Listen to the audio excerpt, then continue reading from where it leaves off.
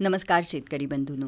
शेतकरी बंधूंनो, अननस हे जगातील एक महत्त्वाचं फळ असून आपल्या कोकणातील जमीन आणि हवामान अननसाच्या वाढीसाठी योग्य आहेत.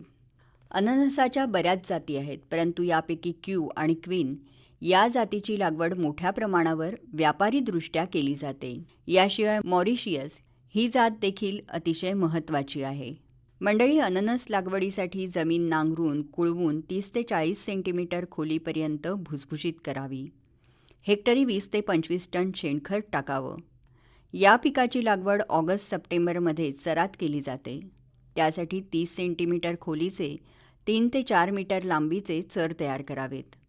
सरांच्या 2 रांगेतील अंतर 60 सेंटीमीटर आणि 2 झाडांमधलं अंतर 15 सेंटीमीटर ठेवावं. मात्र विरळ लागवडीमध्ये 2 झाडांमधलं अंतर हे 30 सेंटीमीटर ते 45 सेंटीमीटरपर्यंत वाढवता येतं. लागवड जवळजवळ केल्यामुळे प्रत्येक फळाचं वजन कमी होतं, परंतु हेक्टरी अधिक झाडांच्या संख्येमुळे एकूण उत्पन्न जास्त मिळतं. तसंच झाडांना एकमेकांचा आधार मिळतो आणि ती समूळ उन्मळून पडण्यापासून बचावतात. फळांनाही प्रखर सूर्यप्रकाशापासून संरक्षण मिळतं. लागवड करताना झाडाच्या आतील पोंग्यात माती जाणार नाही याची काळजी घ्यावी. हे पीक बागायती असल्याने त्याची लागवड नारळाच्या बागांमधून मिश्र पीक म्हणूनही करता येते. मंडळी, अननसाची अभिवृद्धी शाखीय पद्धतीने झाडाला जमिनीपासून येणारे फुटवे, फळाखालचा मूळ दांडा आणि पानं यामध्ये वाढणारा फळाखालील कोंब आणि फळावरील शेंडे यापासून करतात. या पिकासाठी शेणखत 20 ते 25 टन प्रति हेक्टरी द्यावं. प्रत्येक झाडाला नत्र 12 ग्रॅम, स्फुरद 6 ग्रॅम आणि पालाश 12 ग्रॅम या प्रमाणात खतांची मात्रा 2 ते 3 समान हप्त्यामध्ये द्यावी. पहिला हप्ता लागवडीनंतर 3 महिन्यांनी आणि शेवटचा हप्ता 1 वर्षाच्या आत द्यावा. या पिकाला हिवाळ्यात 8 ते 10 दिवसांनी आणि उन्हाळ्यात 6 ते 8 दिवसाच्या अंतरानं पाणी द्यावं. पावसाळ्यात मात्र पाण्याचा निचरा होणं गरजेचं आहे. त्यासाठी चरात पाणी साचणार नाही याची काळजी घ्यावी.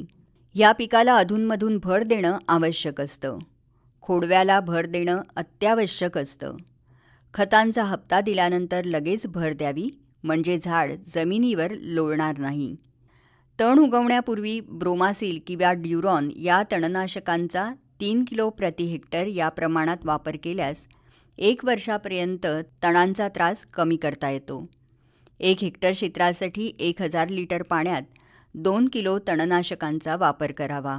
अननस लागवड केलेल्या चरातील जमिनीवर गवताचं आच्छादन दिल्यास तणांची वाढ कमी होते आणि जमिनीत ओलावाही टिकून राहतो. त्यामुळे पाण्याचीही बचत करता येते. मंडळी, फळं पूर्ण तयार झाल्यावर फळाच्या खालचे 1 ते 2 ओळीतील डोळे पिवळे झाल्यावर फळं दांड्यांसह कापून काढावीत.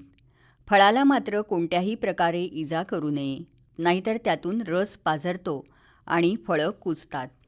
लागवडीच्या अंतरानुसार प्रति हेक्टरी 36 ते 76.5 टन मुख्य पिकाचं उत्पन्न मिळतं. मंडळी, अननसाची लागवड करून त्यापासून फायदेशीर असं उत्पन्न आपण नक्कीच मिळवू शकतो. बरं तर पुन्हा भेटूया उद्याच्या कृषीवाणीत. तोपर्यंत नमस्कार.